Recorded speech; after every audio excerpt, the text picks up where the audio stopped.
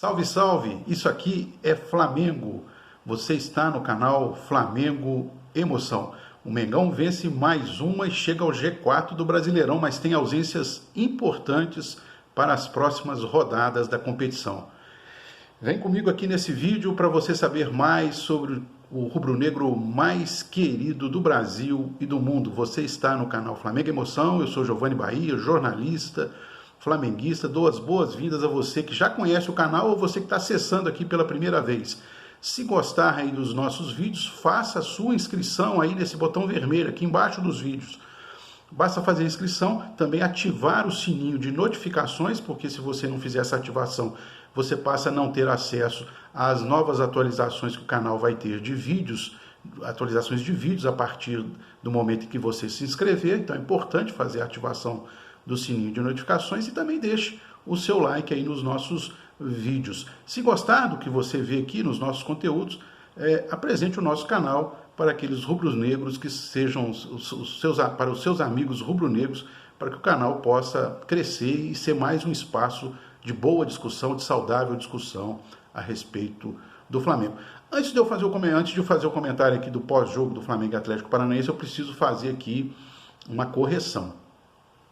No pós-jogo de quarta-feira do Flamengo, naquela goleada do Flamengo contra o Independente pela Libertadores, eu fiz aqui um comentário de ordem pessoal dizendo que o Flamengo pode estar diante de um novo Pablo Mari, pela atuação que os meninos da base estão tendo na zaga do Flamengo. Foi assim no jogo contra o Palmeiras, foi assim contra o próprio Independente na quarta-feira e foi também neste domingo contra o Atlético Paranaense. Mas naquele jogo, baseado no que eu tinha visto nas duas primeiras partidas, Palmeiras e Independente Del Valle, eu fiz esse comentário, que o Flamengo pode estar diante de um novo Pablo Mari, o grande zagueiro que o Flamengo, infelizmente, perdeu para o Arsenal da Inglaterra. E, erradamente, no calor da gravação, porque eu fiz a gravação logo após o término da partida com o Independente, e também no calor ambiental, porque fazia, e até faz, não tanto quanto quarta-feira, um calor infernal aqui de onde eu gravo, que é em Juiz de Fora, Minas. Eu errei em relação ao jogador sobre o qual eu mesmo fiz a previsão de que podemos estar diante de um novo Pablo Mari.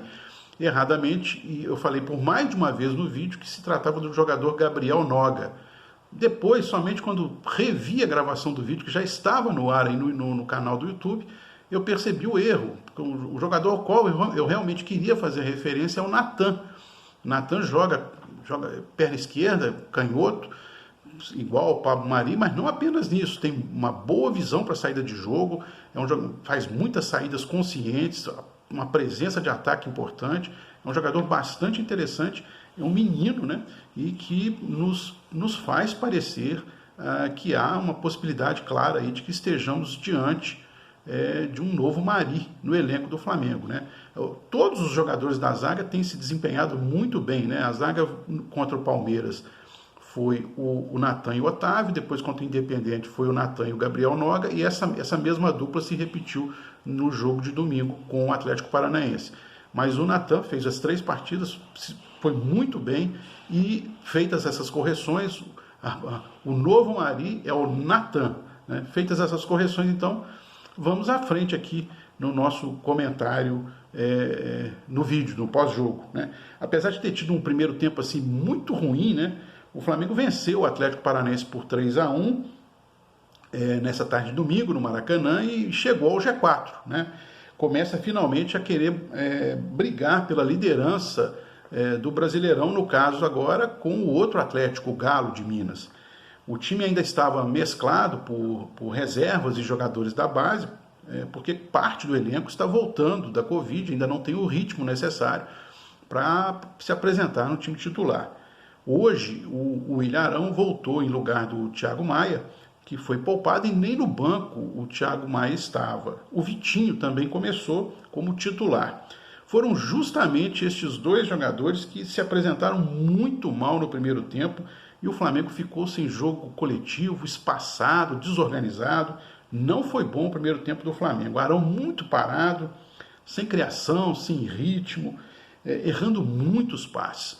O Vitinho matando as poucas jogadas de ataque que o Flamengo produziu no primeiro tempo. O Atlético Paranaense, por sua vez, que estava desfalcado, bastante desfalcado também, jogava com marcação-pressão lá no campo de ataque do Flamengo, dificultava essas saídas de bola do Flamengo. Mas ainda assim o Flamengo teve duas boas oportunidades no primeiro tempo, podia ter marcado. Aos 14, num contra-ataque rápido com o Bruno Henrique, e aos 33, numa boa cobrança de falta do Arrascaeta, que obrigou o goleiro Santos a fazer uma boa defesa.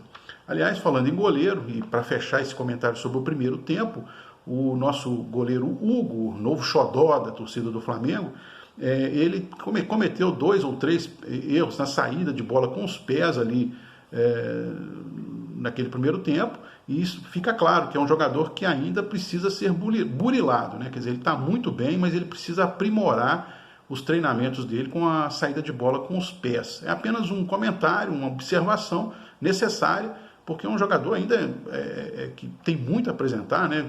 21 anos, se não me engano, muito a apresentar, e, ao que parece, ganhou já a segunda vaga, né? O titular Diego Alves, e a segunda vaga parece que já é dele, né? Não acredito que haverá mudança em relação a isso, até porque hoje o César e o Gabriel estavam no banco, né? Se o César fosse o segundo goleiro, estaria em campo e não no banco de reservas assistindo a partida. Bom, aí veio o segundo tempo. E aí Everton Ribeiro entrou no intervalo, estava no banco, voltando também da Covid, né? Entrou no segundo tempo para tomar conta da partida e mudar o rumo do jogo. Quem saiu foi o Vitinho, né? Que nada produziu, era como se o Flamengo tivesse com -1 em campo. E com o Everton Ribeiro, o Flamengo montou uma verdadeira blitz naqueles 15 minutos iniciais do segundo tempo, muita pressão, toques rápidos e o time lá em cima o tempo todo no campo do adversário. Com 1 minuto e meio em campo, o Everton Ribeiro já fez mais que o Vitinho em todo o primeiro tempo. Ele soltou um balaço de fora da área, né? E obrigou o goleiro Santos a fazer uma excelente defesa, poderia ter sido o primeiro gol do Flamengo. Mas a pressão era forte e os gols rapidamente saíram. Aos 10 minutos com o Pedro e aos 13 com o Bruno Henrique, numa cobrança de pênalti claro, indiscutível, em favor do Flamengo. Parecia que o jogo estava encaminhado. Mas, no entanto, aos 21 minutos e 40 do segundo tempo, o Flamengo tomou um gol numa cobrança de falta, onde os jogadores do Flamengo preferiram ficar batendo boca com o juiz a cuidar da marcação. E deram bobeira, se descuidaram no cruzamento. O Renato Kaiser entrou, cabeceou e guardou. 2-1. 10 minutos depois, no entanto, o Mengão foi ao ataque, um chute de fora da área do Everton Ribeiro, resvalou na defesa, a bola entrou, 3-1, e aí o jogo estava selado, né? A vitória estava selada, liquidado, não havia mais nada a fazer. Ou seja, o Flamengo jogou e decidiu o jogo no segundo tempo. Bom, agora um desafio importante que o Flamengo tem pela frente, nas próximas 3 rodadas, na sequência de 3 rodadas do Brasileirão, porque o Flamengo ficará sem 4 dos seus principais jogadores, todos cedidos aí para as seleções em vista das eliminatórias da Copa do Mundo. O Rodrigo Caio e o Everton Ribeiro vão estar na seleção brasileira, o Isla na seleção chilena e o Maestro Arrascaeta na seleção do Uruguai. Isso sem falar no Gabigol, que está contundido e, portanto, também é mais um titular que desfalca o Flamengo nesses próximos 3 jogos que virão pela frente. No caso do Rodrigo Caio, ele já não vinha jogando, estava com problema da Covid, e hoje ele estava no banco, nesse domingo ele estava no banco contra o Atlético Paranaense, mas a zaga com os meninos da base vem resolvendo muito bem, vem jogando muito bem há 3 jogos seguidos, como eu já mencionei agora há pouco aqui neste vídeo. Na lateral direita, o Flamengo tem opções, inclusive o Mateuzinho, que também já atuou e atuou bem. Agora, substituir Everton Ribeiro e Arrascaeta no meio é uma coisa complicada, né? Quer dizer, o Flamengo precisa somar pontos para alcançar o Atlético, a rigor precisaria de 3 vitórias nessa sequência de jogos que vem pela frente, e aí o desafio da comissão técnica do Flamengo, já provavelmente os próximos jogos, já com o Domenech na liderança lá em campo, né?